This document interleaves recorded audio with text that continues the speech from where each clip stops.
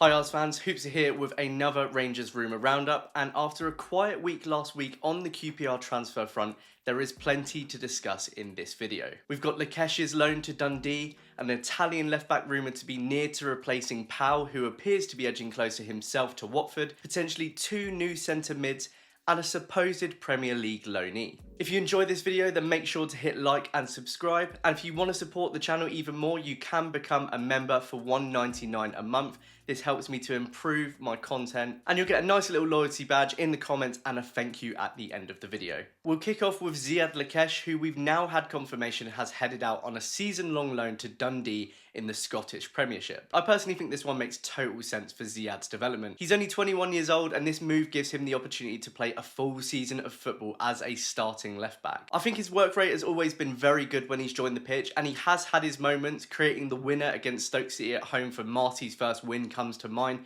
but his minutes have been low overall, and he wouldn't be our starting left back next season, so he would have been limited to cameos from the bench. Hopefully at Dundee he'll get as many minutes as possible, and we'll get a much more developed player back at the end of the season. Like a lot of QPR fans, I did initially wonder if this would leave us a little bit light at left back ourselves, although Morgan Fox has played most of his career at left back until being adapted into a centre back at Stoke City, so he'll be providing the cover there for the starting left back. And I say starting left back rather than Kenneth Powell because it appears that he may be edging closer to his own permanent exit. West London Sport recently reported that he's on Watford's radar, and now it seems like this one is hotting up because according to Sky reporter Gianlucca we've agreed a permanent transfer for 25-year-old Italian left-back Gianlucca Frabotta from Juventus, with a 3-year contract ready that's all just waiting on Powell's departure. I'm really not hugely surprised by this one, to be honest. Powell is in the last year of his contract, and if he isn't keen on a new deal at QPR, we were always going to be looking to move him on this summer to recoup what we can. It seems we're doing exactly that and bringing in his replacement now to avoid being left short at the start of the season. I do like Powell. He's been consistent, he's never really injured,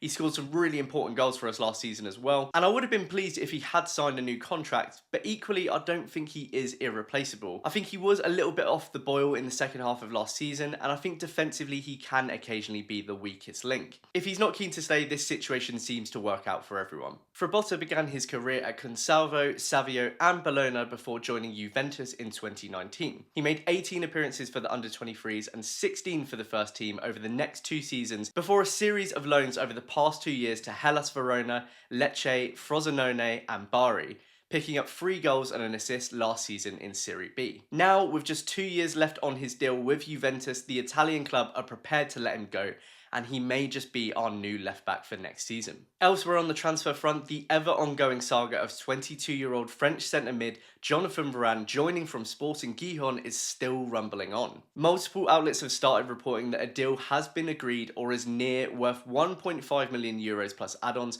but he was still training with Sporting Gijon as recently as Tuesday while this deal is being firmed up. El Comercio are today reporting that the smaller details of the negotiations are taking longer than expected. There's some suggestions in the article that the Spanish club have in fact made a counter-offer and are awaiting a response from Rangers, though they note that Varane will be a QPR player sooner rather than later should nothing strange happen, and that confirmation could still be made later today. So it seems either way we're very close to having a player that is looking likely to be our Isaac Hayden replacement. As usual, I'll be posting a transfer deep dive for Varane looking at his career so far and his playing style, so keep an eye out for that one on the channel if and when we confirm this signing. According to Korean national team reporter Joel Kim, QPR are also one of multiple EFL clubs, including Portsmouth, that are keen on signing 23-year-old K-League side Gwangju midfielder Ho-Yeon Sayki. Strangely though, in Kim's latest update, he suggests that Jeong is seen as a viable alternative should negotiations with Varane fall through, which doesn't make too much sense on the surface given the Korean midfielder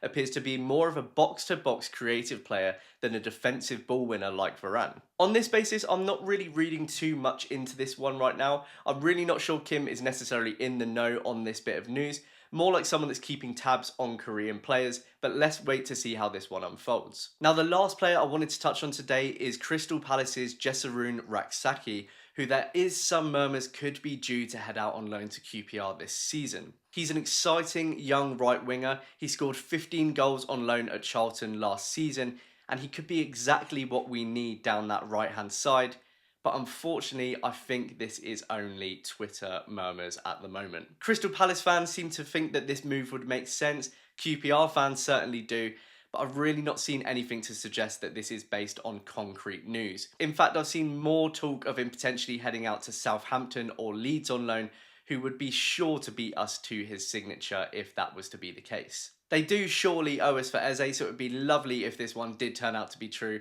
but for now I would take this with a heavy pinch of salt. Anyway, that's everything for today's video. Hopefully Varane at the very least is confirmed today or tomorrow, and as I say, I will have a transfer deep dive out for him if and when that one gets over the line, so make sure you subscribe to be notified when that one goes up, and do let me know in the comments what you think about the latest QPR news. One final pre-season clash on Saturday against Brighton, and then we are into the week of our first Championship 2024-25 fixture. Plenty more QPR content coming your way in the coming days, so I'll see you in the next video. Cheers!